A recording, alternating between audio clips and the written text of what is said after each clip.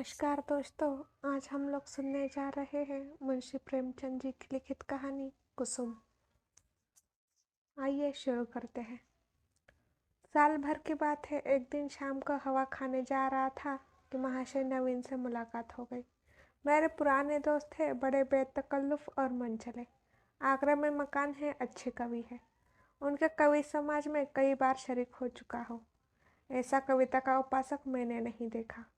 पेशा तो वकालत, पर डूबे रहते हैं काव्य चिंतन में। आदमी ज़हीन है, मुकदमा सामने आया और उसकी तह तक पहुंच गए। इसलिए कभी कभी मुकदमे मिल जाते हैं, लेकिन कचहरी के बाहर अदालत या मुकदमे की चर्चा उनके लिए निषिद्ध है। अदालत की चार दीवारी के अंदर 4-5 घंटे वह वकील होते हैं। चार दीवारी के बाहर निकलते ही कवि है सिर से पांव तक। जब देखिए कवि मंडल जमा है, कवि चर्चा हो रही है, रचनाएं सुन रहे हैं, मस्त होकर झूम रहे हैं और अपनी रचना सुनाते समय तो उन पर एक तल्लीनता सी छा जाती है। कंठ स्वर भी इतना मधुर है कि उनके पद बाण की तरह सीधे कलेजे में जा उतरते हैं। कंठ स्वर भी इतना मधुर है कि उनके पद बाण की तरह सीधे कलेजे में उतर जाते हैं। अध्यात्म के माधुर्य की सृष्टि करना, निर्गुण में सगुण की बहार दिखाना उनकी रचनाओं की विशेषता है। वह जब लखनऊ आते हैं मुझे पहले सूचना दे दिया करते हैं। आज उन्हें अनायास लखनऊ में देखकर मुझे आश्चर्य हुआ। आप यहाँ कैसे? कुशल तो है? मुझे आने की सूचना तक नहीं दी। बोले, भाईजान एक जंजाल में फंस गया हूँ, आपको सूचित करने का समय न था। फिर आपके घर को मैं अपना घर समझता हूँ। इस तकल्लुफ की क्या जरूरत है कि आप मेरे लिए कोई विशेष प्रबंध। मैं एक जरूरी मामले में आपको कष्ट देने आया हूँ। इस वक्त की सैर को स्थगित कीजिए और चलकर मेरे विपत्ति कथा सुनिए। मैंने घबरा कर कहा, आपने तो मुझे चिंता में डाल दिया। आप और विपत्ति कथा? मेरे तो प्राण सूखे जाते हैं। घर चलिए, चित्त शांत हो तो सुनाऊं। बाल बच्चे तो अच्छी तरह है? हाँ, सब अच्छी तरह है, वैसी कोई बात नहीं है। तो चलिए, रेस्टोरेंट में कुछ जलपान तो कर लीजिए। नहीं भाई, इस वक्त मुझे जलपान नहीं सोचता। हम दोनों घर की ओर चले। घर पहुंचकर उनका हाथ मुंह धुलाया, शरबत पिलाया। इलायची पान खाकर उन्होंने अपनी विपत्ति कथा सुनानी शुरू की। कुसुम के विवाह में आप गए ही थे, उसके पहले भी आपने उसे देखा था। मेरा विचार है कि किसी सरल प्रकृति के युवक को आकर्षित करने के लिए जिन गुणों की जरूरत है वह सब उसमें मौजूद है। आपका क्या ख्याल है? मैंने तत्परता से कहा, मैं आपसे कहीं ज्यादा कुसुम का प्रशंसक हूँ। ऐसी लज्जाशील, सुघड़, सलीकेदार और विनोदिनी बालिका मैंने दूसरी नहीं देखी। महाशय नवीन ने करुण स्वर में कहा, वही कुसुम आज अपने पति के निर्दय व्यवहार के कारण रो रो कर प्राण दे रही है। उसका गौना हुए 1 साल हो रहा है। इस बीच में वह 3 बार ससुराल गई, पर उसका पति उससे बोलता ही नहीं। उसकी सूरत से बेजार है। मैंने बहुत चाहा कि उसे बुलाकर दोनों में सफाई करा दूं, मगर न आता है न मेरे पत्र का उत्तर देता है। न जाने क्या काट पड़ गई है कि उसने इस बेदर्दी से आंखें फेर ली। अब सुनता हूँ कि उसका दूसरा विवाह होने वाला है। कुसुम का बुरा हाल हो रहा है।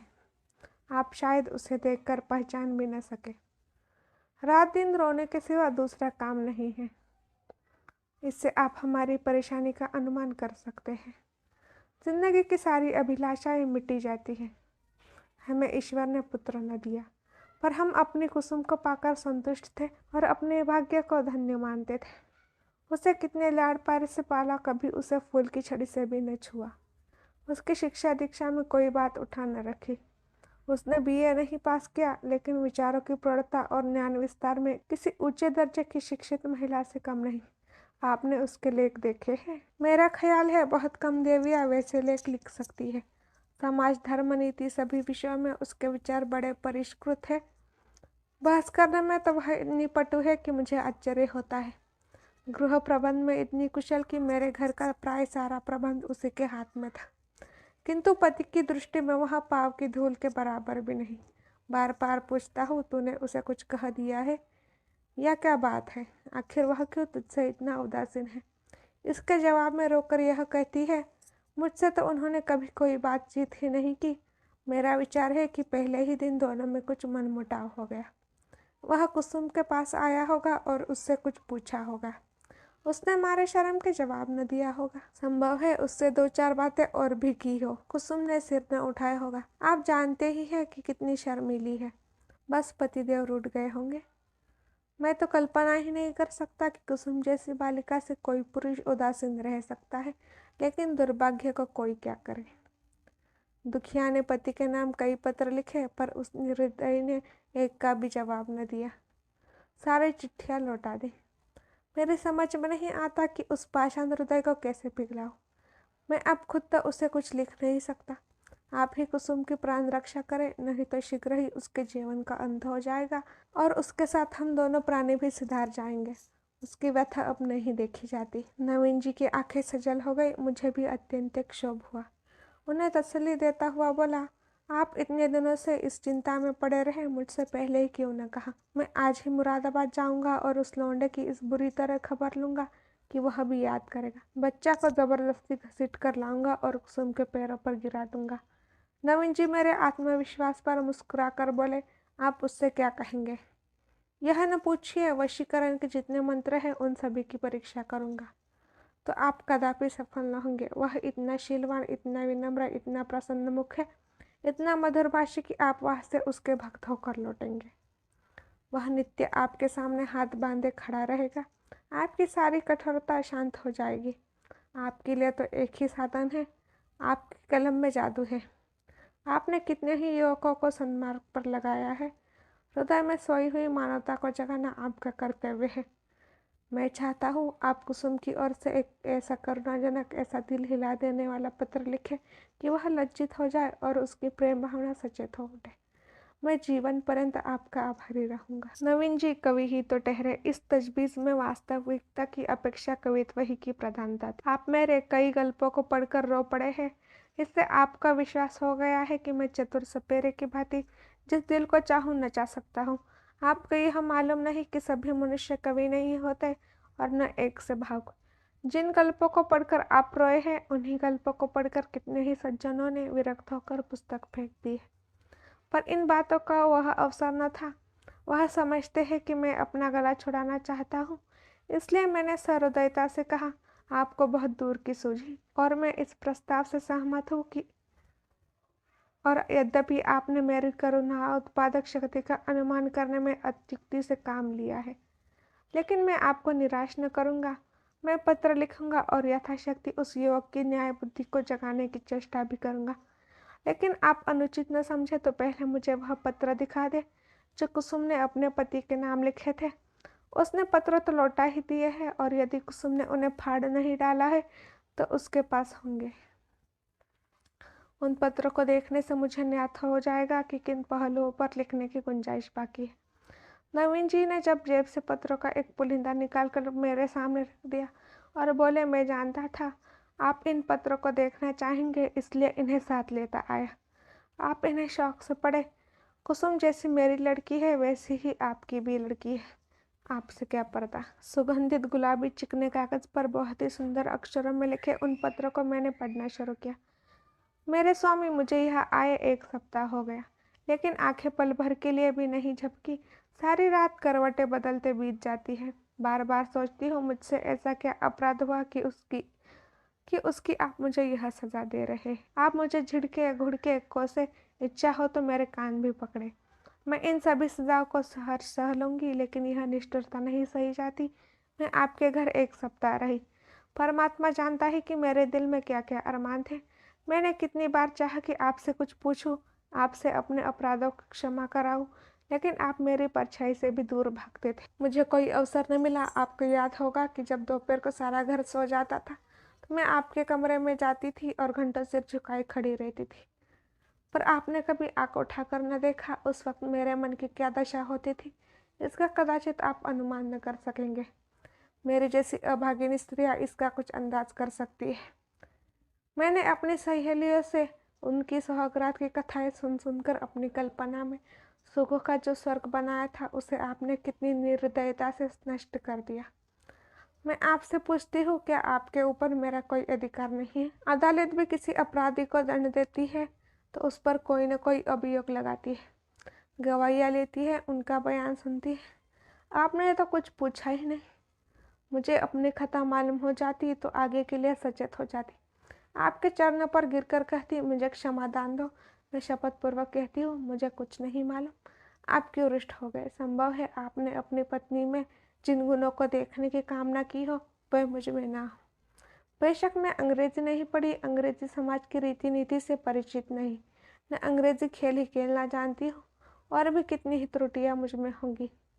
मैं जानती हूँ कि मैं आपके योग्य न थी। आपको मुझसे कहीं अधिक रूपवती, गुणवती, बुद्धिमती स्त्री मिलनी चाहिए थी, लेकिन मेरे देवता दंड अपराधों का मिलना चाहिए, त्रुटियों का नहीं। फिर मैं तो आपके इशारे पर चलने को तैयार हूँ। आप मेरी दिलजोई करें, फिर देखिए मैं अपने त्रुटियों को कितनी जल्द पूरा कर लेती हूँ। आपका प्रेम कटाक्ष मेरे रूप को प्रदीप्त, मेरी बुद्धि को तीव्र और मेरे भाग्य को बलवान कर देगा। यह विभूति पाकर मेरी कायाकल्प हो जाएगी। स्वामी, क्या आपने सोचा है आप यह क्रोध किस पर कर रहे हैं?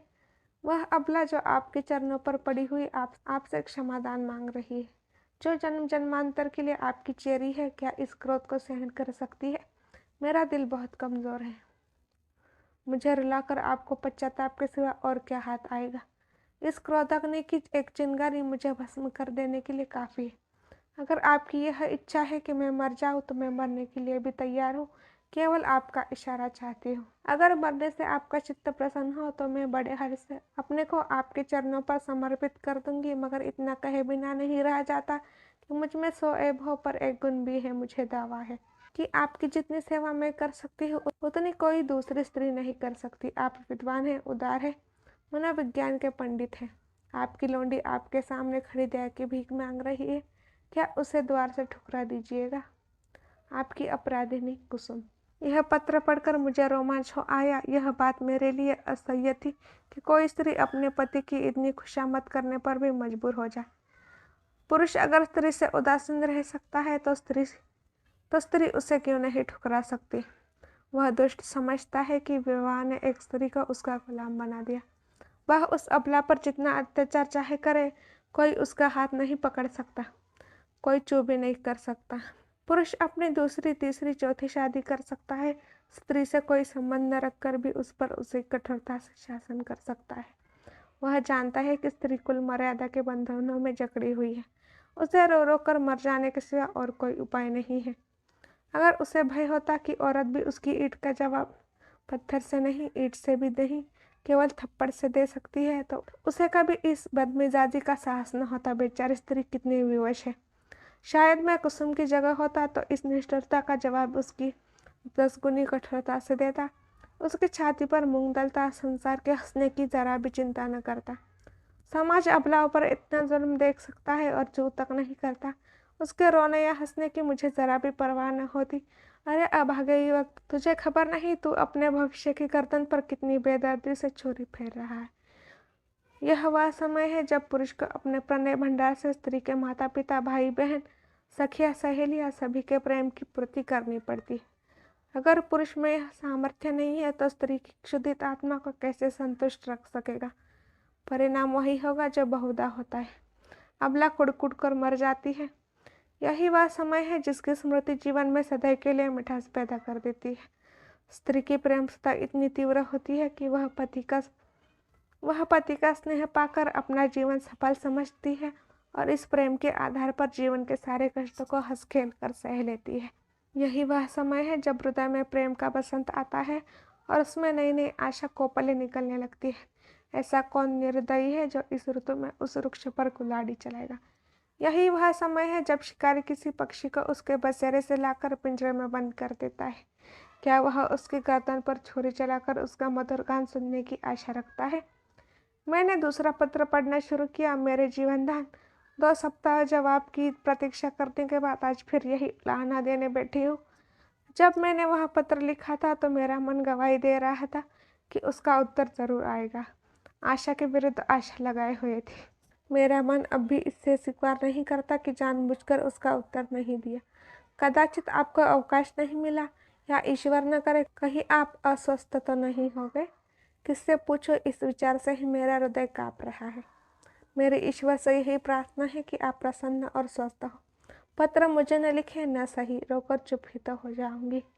आपको ईश्वर का वास्ता है, अगर आपको किसी प्रकार का कष्ट हो तो मुझे तुरंत पत्र लिखिए, मैं किसी को साथ लेकर आ जाऊंगी। मर्यादा और परिपाटी के बंद होने से मेरा जी घबराता है। ऐसी दशा में भी यदि आप मुझे अपनी सेवा से वंचित रखते हैं तो आप मुझसे मेरा वह अधिकार छीन रहे हैं जो मेरे जीवन की सबसे मूल्यवान वस्तु है। मैं आपसे और कुछ नहीं मांगती। आप मुझे मोटे से मोटा खिलाइए, मोटे से मोटा पहनाइए, मुझे ज़रा भी शिकायत न होगी। मैं आपके साथ घोर से घोर विपत्ति में भी प्रसन्न रहूंगी। मुझे आभूषणों की लालसा नहीं, महल में रहने की लालसा नहीं, सैर तमाशे की लालसा नहीं, दान बटोरने की लालसा नहीं। मेरे जीवन का उद्देश्य केवल आपकी सेवा करना है। यही उसका ध्येय है। मेरे लिए दुनिया में कोई देवता नहीं, कोई गुरु नहीं, कोई हाकिम नहीं। मेरे देवता आप हैं, मेरे राजा भी आप हैं। मुझे अपने चरणों से न हटाइए, मुझे ठुकराइए नहीं। मैं सेवा और प्रेम के फूल्य कर्तव्य और व्रत की भेंट में आंचल में सजाए आपकी सेवा में आई हूँ। मुझे इस भेंट को, इन फूलों को अपने चरणों पर रखने दीजिए। उपासक का काम तो पूजा करना है। देवता उसकी पूजा स्वीकार करता है या नहीं, यह सोचना उसका धर्म नहीं, मेरे सिरताज। शायद आपको पता नहीं आजकल मेरी दशा क्या है। यदि मालूम होता तो आप इस निष्ठुरता का व्यवहार न करते। आप पुरुष है, आपके हृदय में दया है, सहानुभूति है, उदारता है। मैं विश्वास नहीं कर सकती कि आप मुझ जैसे नाचिज पर क्रोध कर सकते हैं। मैं आपकी दया के योग्य हूँ। कितनी दुर्बल, कितनी अपंग, कितनी बेजबान। आप सूर्य है, मैं अनु हूँ। आप अग्नि है, मैं तरुण हूँ। आप राजा है, मैं भिखारिन हूँ।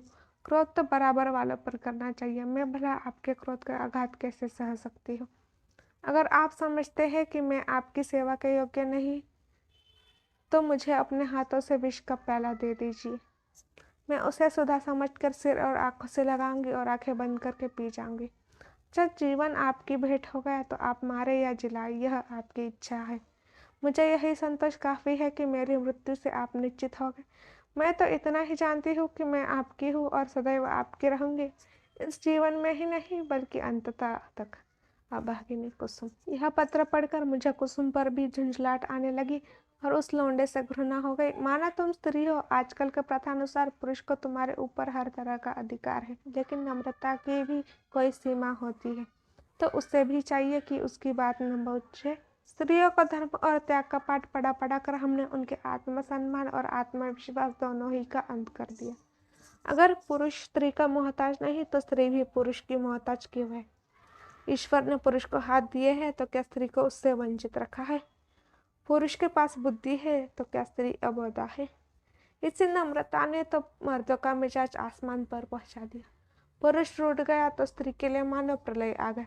मैं तो समझता हूँ कुसुम नहीं, उसका अभागा पति ही दया के योग्य है, जो कुसुम जैसी स्त्री की कदर नहीं कर सकता। मुझे ऐसा संदेह होने लगा कि इस लौंडे ने कोई दूसरा रोग पाल रखा है, किसी शिकारी के रंगी जाल में फंसा हुआ है। खैर, मैंने तीसरा पत्र खोला। प्रियतम, अब मुझे मालूम हो गया कि मेरी जिंदगी निरुद्देश्य है। जिस फूल को देखने वाला, चुनने वाला कोई नहीं, वह खिले तो क्यों। क्या इसीलिए कि मुरझाकर जमीन पर गिर पड़े और पैरों से कुचल दिया जाए। मैं आपके घर में 1 महीना रहकर दोबारा आई हूँ। ससुर जी ने ही मुझे बुलाया, ससुर जी ने ही मुझे विदा कर दिया। इतने दिनों में आपने एक बार भी मुझे दर्शन न दिया। आप दिन में 20 ही बार घर में आते थे, अपने भाई बहनों से हंसते बोलते थे या मित्रों के साथ सैर तमाशे देखते थे, लेकिन मेरे पास आने की आपने कसम खा ली थी। मैंने कितनी बार आपके पास संदेश भेजे, कितना अनुनय विनय किया, कितनी बार बेशर्मी करके आपके कमरे में गई, लेकिन आपने कभी मुझे आंख उठाकर भी न देखा। मैं तो कल्पना ही नहीं कर सकती कि कोई प्राणी इतना हृदयहीन हो सकता है। प्रेम के योग्य नहीं, विश्वास के योग्य नहीं, सेवा करने के भी योग्य नहीं, तो क्या दया के योग्य भी नहीं। मैंने उस दिन कितनी मेहनत और प्रेम से आपके लिए रसगुल्ले बनाए थे, आपने उन्हें हाथ से छुआ भी नहीं। जब आप मुझसे इतने विरक्त हैं तो मेरी समझ में नहीं आता कि जी कर क्या करूं। न जाने यह कौन सी आशा है जो मुझे जीवित रखे हुए है। क्या अंधेर है कि आप सजा तो देते हैं पर अपराध नहीं बतलाते। यह कौन सी नीति है। आपको ज्ञात है, इस 1 मास में मैंने मुश्किल से 10 दिन आपके घर में भोजन किया होगा। मैं इतनी कमजोर हो गई हूँ कि चलती हूँ तो आंखों के सामने अंधेरा छा जाता है। आंखों में जैसे ज्योति ही नहीं रही, हृदय में मानो रक्त का संचालन ही नहीं रहा। खैर, सता लीजिए जितना जी चाहे। इस अनीति का अंत भी एक दिन हो ही जाएगा। अब तो मृत्यु ही पर सारी आशाएं टिकी हुई है। अब मुझे प्रतीत हो रहा है कि मेरे मरने की खबर पाकर आप उछलेंगे और हल्की सांस लेंगे। आपकी आंखों से आंसू की एक बूंद भी न गिरेगी, पर यह आपका दोष नहीं, मेरा दुर्भाग्य है। उस जन्म में मैंने कोई बहुत बड़ा पाप किया था। मैं चाहती हूँ मैं भी आपकी परवाह न करूँ, आप ही की भांति आपसे आंखें फेर लूँ, मुंह फेर लूँ, दिल फेर लूँ, लेकिन न जाने क्यों मुझ में वह शक्ति नहीं। क्या लता वृक्ष की भांति खड़ी रह सकती है? वृक्ष के लिए किसी सहारे की जरूरत नहीं, लता वह शक्ति कहाँ से लाए? वह तो लिपटने के लिए पैदा की गई है। उस वृक्ष से अलग कर दो और वह सूख जाएगी। मैं आपसे पृथक अपने अस्तित्व की कल्पना ही नहीं कर सकती। मेरे जीवन की हर एक गति, प्रत्येक विचार, प्रत्येक कामना में आप मौजूद होते हैं। मेरा जीवन वह वृत्त है जिसके केंद्र आप हैं। मैं वह हार हूँ जिसके प्रत्येक फूल में आप धागे की भांति घुसे हैं। उस धागे के बगैर हार के फूल बिखर जाएंगे और धूल में मिल जाएंगे। मेरी एक सहेली है शन्नो, उसका इस साल प्राणी ग्रहण हो गया है। उसका पति जब ससुराल आता है, शन्नो के पाँव जमीन पर नहीं पड़ते। दिन भर में न जाने कितने रूप बदलती है, मुकम्मल खिल जाता है। उल्लास संभाले नहीं संभलता, उसे बिखरती लुटाती चलती है। हम जैसे अभागों के लिए जब आकर मेरे गले से लिपट जाती है तो हर्ष और उन्माद की वर्षा से जैसे मैं लथपथ हो जाती हूँ। दोनों अनुराग से मतवाले हो रहे हैं। उनके पास धन नहीं है, जायदाद नहीं है, मगर अपनी दरिद्रता में ही मगन है। इस अखंड प्रेम का एक क्षण उसकी तुलना में संसार की कौन सी वस्तु रखी जा सकती है? मैं जानती हूँ यह रंगरलियाँ और बेफिक्रियाँ बहुत दिन न रहेंगी। जीवन की चिंताएं और दुर्दशाएं उन्हें भी परास्त कर देंगी, लेकिन यह मधुर स्मृतियाँ संचित धान की भांति अंत तक उन्हें सहारा देती रहेंगी। प्रेम में भीगी हुई सूखी रोटियाँ, प्रेम में रंगे हुए मोटे कपड़े और प्रेम के प्रकाश से आलोकित छोटी सी कोठरी। अपने इस विपन्नता में भी वह स्वाद, वह शोभा और वह विश्राम रखती है जो शायद देवताओं को स्वर्ग में भी नसीब नहीं। जब शन्नो का पति अपने घर चला जाता है तो वह दुखिया किस तरह फूट फूट कर रोती है कि मेरा हृदय गदगद हो जाता है। उसके पत्र आ जाते हैं तो मानो उसे कोई विभूति मिल जाती है। उसके रोने में भी, उसकी विफलताओं में भी, उसके उपालों में भी एक स्वाद है, एक रस है। उसके आंसू व्यग्रता और विवलता के, मेरे आंसू निराशा और दुख के। उसकी व्याकुलताओं में प्रतीक्षा और उल्लास है, मेरी व्याकुलता में दैन्य और परिवेष्ट। उसके उपालब्ध में अधिकार और ममता है, मेरे उपालब्ध में भग्नता और रुदन। पत्र लंबा हुआ जाता है और दिल का बोझ हल्का नहीं होता। भयंकर गर्मी पड़ रही है। दादा मुझे मसूरी ले जाने का विचार कर रहे हैं। मेरी दुर्बलता से उन्हें टीबी का संदेह हो रहा है। अब नहीं जानते कि मेरे लिए मसूरी नहीं, स्वर्ग भी काल कोठरी है। अभागिनी कुसुम, मेरे पत्थर के देवता, कल मसूरी से लौट आई। लोग कहते हैं बड़ा स्वास्थ्यवर्धक और रमणीक स्थान है। होगा, मैं तो एक दिन भी कमरे से नहीं निकली। भग्न हृदय के लिए संसार सुना है। मैंने रात एक बड़े मज़े का सपना देखा, बतलाऊं? पर क्या फ़ायदा, न जाने क्यों मैं अब भी मौत से डरती हूँ। आशा का कच्चा धागा मुझे अब भी जीवन से बांधे हुए है। जीवन उद्यान के द्वार पर जाकर बिना सैर किए लौट आना कितना हसरतनाक है। अंदर का सुषमा है, क्या आनंद है, मेरे लिए वह द्वार की बंद है। कितनी अभिलाषाओं से विहार का आनंद उठाने चली थी, कितनी तैयारियों से, पर मेरे पहुँचते ही द्वार बंद हो गया। अच्छा बतलाओ, मैं मर जाऊंगी तो मेरे लाश पर आंसू की तो बूंदें गिराओगे? जिसकी जिंदगी भर की जिम्मेदारी ली थी, जिसकी सदैव के लिए बाह पकड़ी थी, क्या उसके साथ इतनी भी उदारता न करोगे? मरने वालों के अपराध सभी क्षमा कर दिया करते हैं, तो भी क्षमा कर देना। आकर मेरे शव को अपने हाथों से नहलाना, अपने हाथ से सुहाग के सिंदूर लगाना, अपने हाथों से सुहाग की चूड़ियाँ पहनाना, अपने हाथ से मेरे मुंह में गंगा जल डालना। 2-4 पग कंधा दे देना, बस मेरी आत्मा संतुष्ट हो जाएगी और तुम्हें आशीर्वाद देंगी। मैं वचन देती हूँ कि मालिक के दरबार में तुम्हारा यश गाऊंगी। क्या यह भी महंगा सौदा है? दोस्तों, इस कहानी का दूसरा और अंतिम भाग आप डिस्क्रिप्शन में दी हुई लिंक के जरिए सुन सकते हैं।